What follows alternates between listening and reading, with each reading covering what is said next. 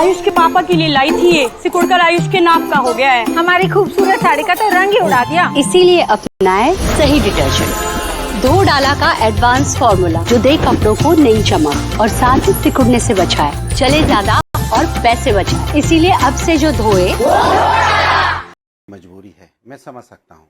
आपने कहा है कि बीजेपी का सिक्सर विपक्ष का कलेजा क्यों फटा। बिल्कुल मेरा कलेजा फटा था जब 26 बहनों को गोली मार 26 बहनों को का सिंदूर उजाड़ा गया था। मेरा कलेजा फटा था। मेरा कलेजा फटा था जब कर्नल सोफिया चौधरी को बीजेपी का नेता, बीजेपी का मंत्री आतंकवादी का बहन बता रहा था। फटा था कलेजा। मेरा कलेजा फटा था जब 26 बहनों का सिंदूर उजड़ा था और ये जाखड़ा बीजेपी का सांसद कहता है कि उनमें वीरांगना का भाव नहीं था। कलेजा फटा था मेरा, क्योंकि हम हिंदुस्तानी हैं, देश प्रेमी हैं। मेरी बहन के अगर सिंदूर उजड़ता है तो कलेजा फटता है। सही कहा सोमनाथ जी ने।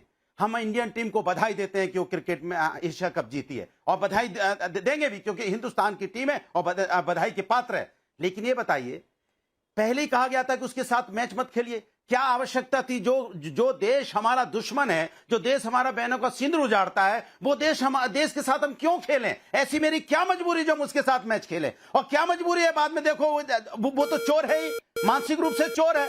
वो चोरी से आता है, बहनों का हमारा सिंदूर उजाड़ता है, चोरी से ट्रॉफी लेके भाग जाता है। जो लोग ट्रॉफी लेके भाग जाते हो, चोर हो, उनके साथ मैच क्यों खेलते हो भाई? किसने बोला था उनके साथ मैच खेलने के लिए? ऐसे लोगों के साथ तो मैच नहीं खेलना चाहिए ना। अरे देखिए, एक चीज मान के चलिए, राष्ट्र से अगर प्यार तो करोगे फिर ना, नहीं अनुराग भदौरिया जी, बात तो फिर यासीन मलिक और याकूब मेमन से भी नहीं होनी चाहिए थी। लेकिन इनके लिए तो कोर्ट गए थे ना आप, याकूब मेमन के लिए। यासीन मलिक को तो दिल्ली बुलाया जाता था, वार्ता करनी थी। तो नहीं तो उनके बारे में आप कुछ नहीं कहेंगे? दिक्कत ये, मेरी बात होने दीजिए। नहीं हम कहेंगे, सुनिए ना, बोलने दीजिए ना देवी जी, हम लोग को बोलने दीजिए। सुधांशु जी को कृपया आप खुली छूट दे देती हैं तो लोकतंत्र यहां भी निभाइए, पत्रकारिता का धर्म निभाइए। विपक्ष बोल रहा है, उसको ज्यादा मौका दीजिए। मुझे अपने सारे धर्म पता है। मैंने आपको 90 सेकंड बोलने दिया और फिर सवाल पूछा। लेकिन आप हैं जिनको हमेशा वोट चोरी, ट्रॉफी चोरी, समय चोरी याद रहता है। अरे बोलने दीजिए। अच्छा बोलने दीजिए ना। मैंने आपसे क्या बोला? मैंने आपसे बोला जो राष्ट्रभक्त होंगे, जो राष्ट्र की बात करेंगे, उनको बहन की चिंता होगी, क्योंकि बहन हिंदुस्तानी है। हम सुधांशु जी की तरह 1975, 70, 89 में वो पुरानी सही कहा मेरे साथी ने, कांग्रेस ने सब कुछ अच्छा किया होता तो आपको मौका क्यों मिलता? आप रोते रहते हो हमेशा, कांग्रेस ने ये किया, कांग्रेस ने वो किया, कांग्रेस ने। अरे कांग्रेस ने सब कुछ ठीक किया होता 2014 में, आपको क्यों लाते? क्यों आपको सत्ता में बैठाते? आपने बहुत सारे सवाल खड़े कर दिए। सुधांशु जी जवाब दीजिए। सुधांशु जी जवाब दीजिए। फेरिस्त है एक सवालों की। अरे अभी बात ही नहीं पूरी हुई। आप सुधांशु, अरे बात पूरी। भैया आपको तो मैं 3 घंटे का फिल्म बना लूं ना तो आपकी बात पूरी ना होगी। अरे बोलने नहीं दे रहे आप। 40 सेकंड। नहीं सुनिए मेरी बात सुनिए, बोलने दीजिए। मैं कहता हूं कौन ऐसा व्यक्ति है, मेरी बात सुनिए, जो लोग पाकिस्तानी प्लेयर वहां पे अपने बल्ले से की 47 दिखा रहे थे, सबने कहा है ये पाकिस्तानी बदमाश है, देखिए किस तरह की हरकत कर रहे हैं। जो प्लान गिराने की बात करते हैं उसकी भी सबने बुराई की। अरे ऐसे लोगों के साथ खेलना क्यों खेलना ऐसे लोगों के साथ में? समझ गए सुधांशु जी। जब एक ही सवाल बार बार आप रिपीट कर रहे हैं, आप बार बार रिपीट कर रहे हैं। सुधांशु जी जवाब दीजिए अनुराग भदौरिया जी को। आप, मुझे लगता है नाविका जी, मुझे लगता है भदौरिया जी डिबेट में एब्सेंट माइंडेड होकर बैठते हैं।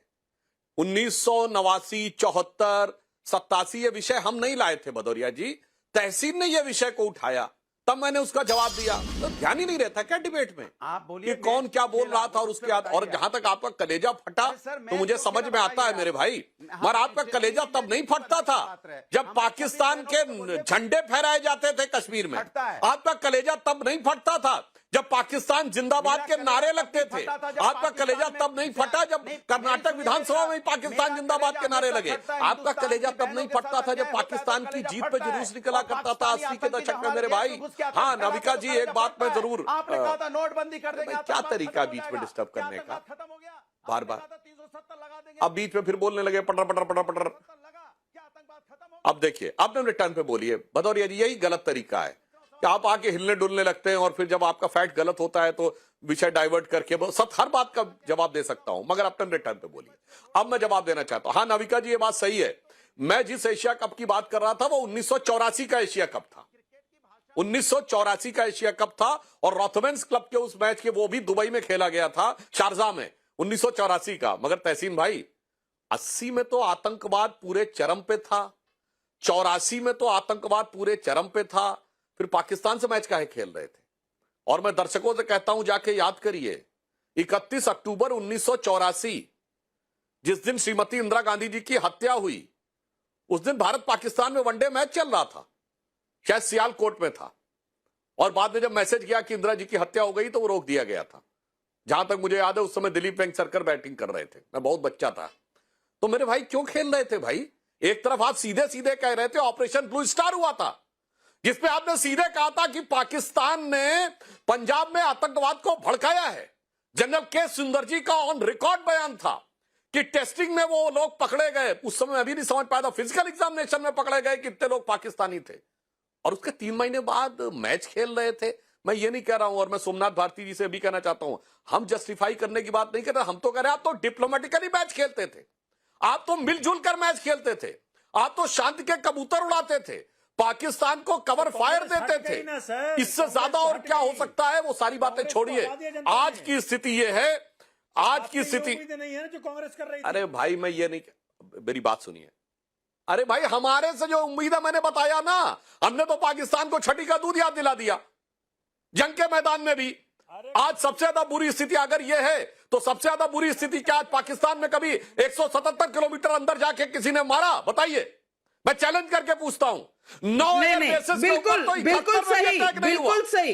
नहीं, और जब सर्जिकल स्ट्राइक होती है, बालाकोट होता है, तब कितने सवाल उठते हैं वो भी कभी याद कर लिया करिए सोमनाथ भारती जी। लेकिन जनता के कई सवाल हैं। और आनंद दुबे जी मैं पूछना चाहती हूँ, हरि नारायण रांची झारखंड से पूछ रहे हैं, भारत की टीम ने पाकिस्तान को हराया, चोट पाकिस्तान को लगी, कांग्रेस को दर्द क्यों हो रहा है?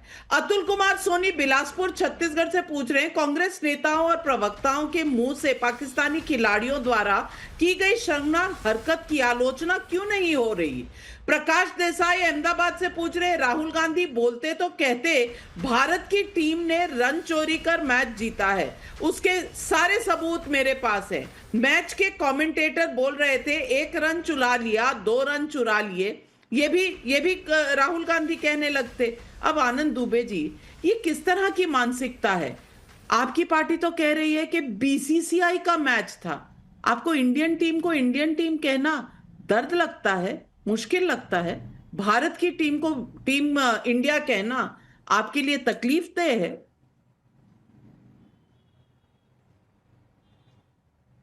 नाविका जी नमस्ते। देखिए, हमारे देश में क्रिकेट सबसे ज़्यादा देखा जाने वाला खेल है, सबसे ज़्यादा लोकप्रिय है, लोग पसंद करते हैं। शायद ही कोई घर होगा जिस घर में एक व्यक्ति क्रिकेट को पसंद न करता हो, ऐसा शायद कोई घर नहीं होगा। मतलब क्रिकेट सबसे ज़्यादा लोकप्रिय, लोग देखना चाहते हैं, खेलना चाहते हैं, लेकिन हर चीज़ का एक समय होता है, यह सही समय नहीं है।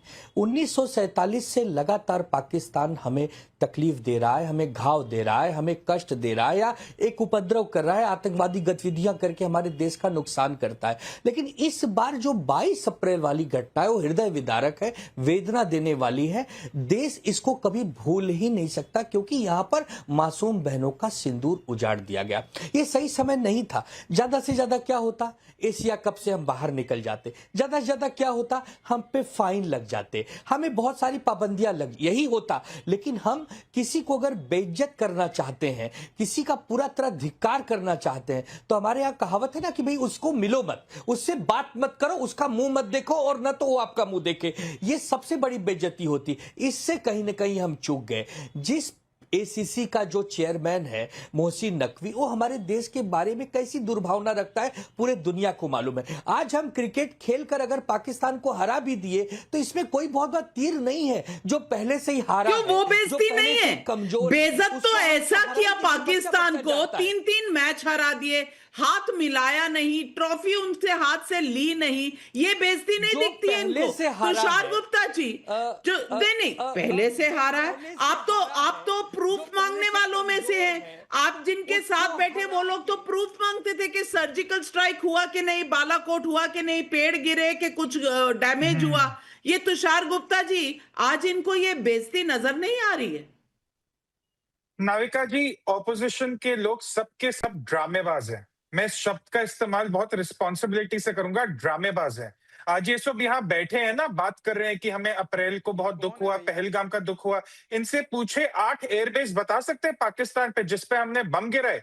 8 एयरबेस का नाम बता सकते हैं ये? जब ऑपरेशन सिंदूर हुआ तब तो ये कह रहे थे नहीं सरेंडर हुआ है, नहीं भारत ने हथियार डाल दिए, हमारे प्रधानमंत्री कमजोर है। जो लोग एक मिलिट्री ऑपरेशन के दौरान देश के साथ खड़े नहीं हुए, देश के प्रधानमंत्री को गाली देते थे क्योंकि उनको प्रधानमंत्री से नफरत है, तो उन्हें देश से भी नफरत हो गई। हमारी आर्मी, हमारी एयरफोर्स, हमारी नेवी से भी नफरत होगी। वो आज कह रहे हैं अरे देखिए हमारा कलेजा फट रहा है। कोई कलेजा नहीं फट रहा, सिर्फ ड्रामेबाज है। और नाविका जी, एक बात मुझे समझ नहीं आती, इन्हें मैच नहीं देखना था, बॉयकॉट करना था, इनका ये अधिकार है, इनका ये राइट है। आपने बॉयकॉट किया, आपने पूरा एशिया कप बॉयकॉट किया, आपको बधाई हो। कल जब भारत मैच जीत गया तब आपको बधाई देने में क्या तकलीफ है? आपको किस बात की तकलीफ है? कि भारत मैच जीता ये तकलीफ है? कि पाकिस्तान हारा ये तकलीफ है? कि भारत नहीं हारा और नरेंद्र मोदी प्रधानमंत्री ने वो ट्वीट किया उस बात की तकलीफ है? सच ये है कि आपको तकलीफ इस बात की है कल भारत जीता, पूरा देश एक जश्न के माहौल में था, पाकिस्तान को एक ऐसा मुंहतोड़ जवाब दिया जो उनके प्लेयर याद रखेंगे। उनके प्लेयर ग्राउंड पे ये प्लेन गिरा रहे थे, हमने उनकी पूरी टीम गिरा दी, उनका पूरा कट गिरा दिया, वो आपको नहीं दिखता, उस पर आप बधाई देना नहीं चाहते। ऑपरेशन सिंदूर के टाइम आप सब भारत सरकार के खिलाफ बात कर रहे थे। पाकिस्तान का नैरेटिव फॉरवर्ड करने वाले आपके सपोर्टर थे सोशल मीडिया पे। आज आप लोगों का कलेजा फट रहा है। ड्रामेबाज हैं आप सब, ड्रामेबाज। आगे बढ़ो, हम आपके साथ हैं। एक मत में हिंदुस्तान एक साथ खड़ा था, पता नहीं कहां पे सो रहे थे। कांग्रेसी सपोर्टर एक मत में खड़ा था, सवालों की झड़ियां लगी हुई थी जब ऑपरेशन सिंदूर चल रहा था। डीजीएमओ आके ब्रीफ करते थे, आप लोग मानते नहीं थे, सवाल खड़े कर देते थे। आप कह रहे हैं एक मत से खड़ा था। सोमनाथ भारती जी, आप तो हमारी दर्शक है, सोनल सिंह, और दिल्ली से है हमारी दर्शक। आप तो इनका जवाब दीजिए। पूछ रही है क्या सौरभ भारद्वाज को सूर्य कुमार यादव से माफी नहीं मांगनी चाहिए आज? सोमनाथ भारती जी, सोनल सिंह का दिल्ली से सवाल है, आप इनका जवाब दीजिए। दर्शक आपसे सवाल पूछ रहे हैं, सोनल सिंह पूछ रही है सौरभ भारद्वाज को आज माफी मांगनी चाहिए सूर्य कुमार यादव से। जवाब दीजिए दर्शक का। जी जवाब दूंगा। देखिए, जब पाकिस्तानी खिलाड़ी वहां पे हमारा प्लेन गिरते दिखा रहे थे या हमको गन दिखा रहे थे, अगर उस वक्त सूर्य कुमार यादव मैच को कॉल्ड ऑफ कर देता, कहता ही नहीं होने देंगे, तब मानते कि अच्छा भारत माता। अच्छा तो गोल पोस्ट चेंज हो गया, गोल पोस्ट चेंज हो गया। सुधांशु जी, गोल पोस्ट चेंज हो गया और मैच चलते रहा। नहीं, पहले औकात पूछ रहे थे, आज पूछ रहे हैं कि हीरो नहीं है। अगर उसके सामने ये देख लीजिए, हुई और वो सहता रहा, तीन मैच में जीत कर अपनी मैच